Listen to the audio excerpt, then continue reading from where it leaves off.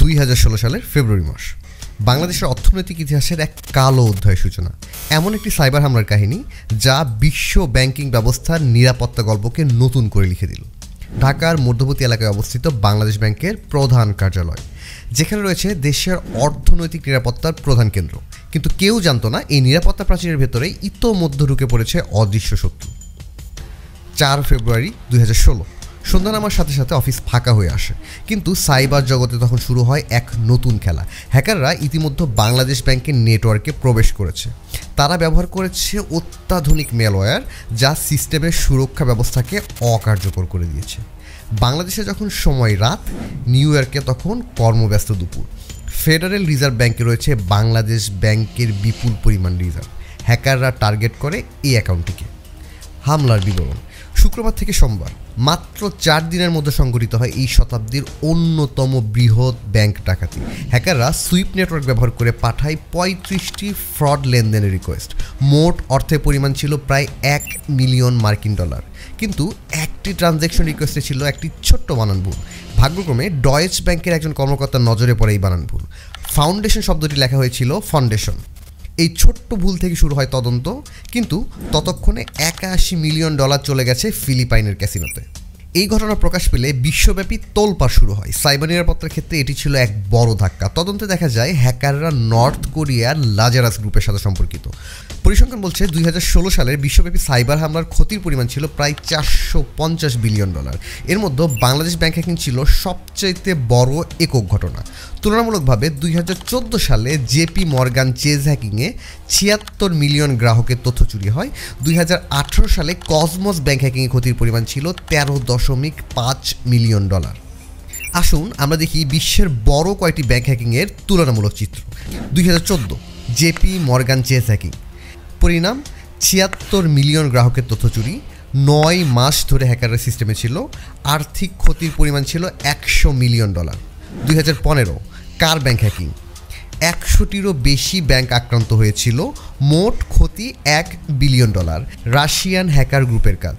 2016 Bangladesh bank hacking, একক ঘটনায় সর্বোচ্চ $81 মিলিয়ন চুরি, $1 বিলিয়ন চুরির প্রচেষ্টা, নর্থ কোরিয়ার হ্যাকার গ্রুপের সম্পৃক্ততা।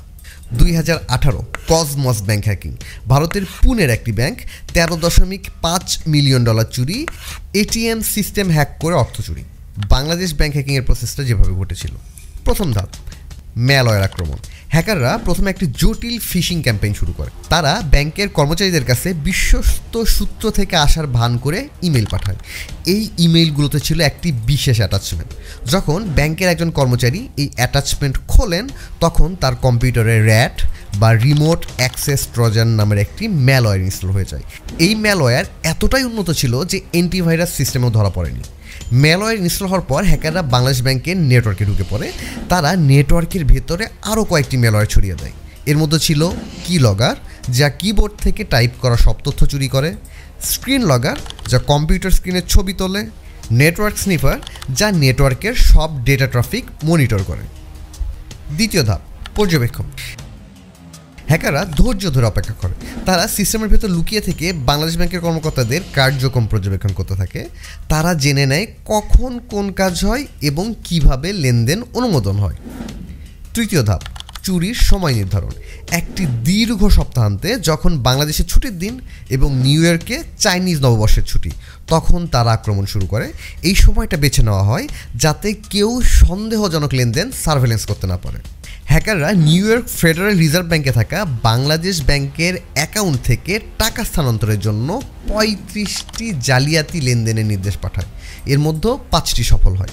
টাকাগুলো ফিলিপাইনের একটি ক্যাসিনোতে পাঠানো হয়। সেখানে এ অর্থ ক্যাশে রূপান্তর করা হয় এবং বিভিন্ন জায়গায় ছড়িয়ে দেওয়া হয়, যাতে করে এর হদিস পাওয়া কঠিন হয়ে যায়। বাংলাদেশ ব্যাংকের একটি সেন্ট্রাল প্রিন্টারে প্রতিনিয়ত প্রতিটা ট্রানজ্যাকশনের তথ্য লাইভ প্রিন্ট আউট হতে থাকে। সবচেয়ে চতুর বিষয় ছিল হ্যাকাররা প্রিন্টারে ছাপানো রসিদগুলো আটকে দিয়েছিল। এতে করে ব্যাংকের কর্মকর্তারা জানতেই পারেনি যে টাকা চুরি হচ্ছে। শেষ পর্যন্ত $81 মিলিয়ন চুরি যায়।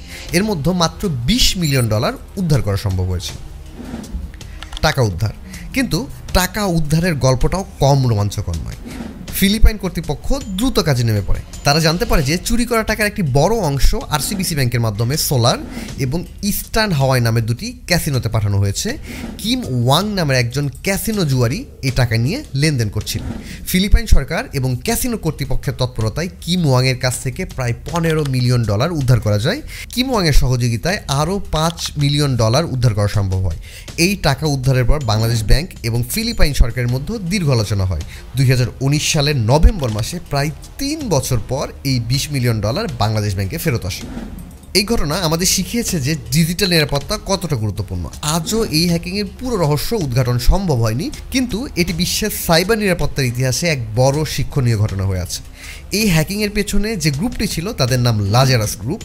উত্তর কোরিয়ার সাথে সম্পর্কযুক্ত এই হ্যাকার গ্রুপটি সাইবার জগতের সবচেয়ে ভয়ঙ্কর সংগঠনগুলোর মধ্যে একটি। 2009 সাল থেকে সক্রিয় এই গ্রুপটি শুধু বাংলাদেশ ব্যাংকেই নয়, বিশ্বজুড়ে অনেক বড় বড় আক্রমণ চালিয়েছে। 2014 সালে তারা সনি পিকচার্স এন্টারটেনমেন্টকে হ্যাক করে। এই হ্যাকিংয়ে তারা সনির গোপন তথ্য ফাঁস করে দেয় এবং দ্য ইন্টারভিউ নামের একটি চলচ্চিত্রের মুক্তি বন্ধ করার হুমকি দেয়। 2017 সালে কুখ্যাত ওয়ানাক্রাই নামের একটি র্যানসমওয়্যার আক্রমণ চালায়। এই ভাইরাস বিশ্বজুড়ে লক্ষ লক্ষ কম্পিউটার আক্রমণ করে এবং ফাইল খোলার জন্য মুক্তিপণ দাবি করে। এই আক্রমণে ব্রিটেনের জাতীয় স্বাস্থ্যসেবা NHS সহ অনেক বড় বড় প্রতিষ্ঠান ক্ষতিগ্রস্ত হয়। সাইবার নিরাপত্তা বিশেষজ্ঞরা বলেন, উত্তর কোরিয়ার সরকারি মদতপুষ্ট লাজারাস গ্রুপের হ্যাকাররা অত্যন্ত দক্ষ প্রোগ্রামার। তারা প্রায়ই নতুন নতুন কৌশল ব্যবহার করে। 2020 সালের পর থেকে তারা ক্রিপ্টোকারেন্সি এক্সচেঞ্জগুলোকে টার্গেট করে আক্রমণ চালাচ্ছে। মার্কিন যুক্তরাষ্ট্রের FBI এই গ্রুপের বিরুদ্ধে $62 মিলিয়ন পুরস্কার ঘোষণা করেছে, কিন্তু এখনও পর্যন্ত তাদের কাউকে গ্রেপ্তার করা সম্ভব হয়নি।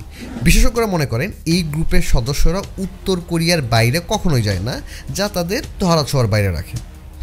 এই একই গ্রুপ বাংলাদেশ ব্যাংকের সিস্টেমে ঢুকে পড়ে। এই ঘটনার পর বিশ্বব্যাপী ব্যাংকিং নিরাপত্তা ব্যবস্থায় আসে বড় ধরনের পরিবর্তন। সুইফট নেটওয়ার্ক চালু করে নতুন সুরক্ষা প্রোটোকল এবং বাংলাদেশ ব্যাংক গ্রহণ করে নতুন সাইবার নিরাপত্তা কৌশল।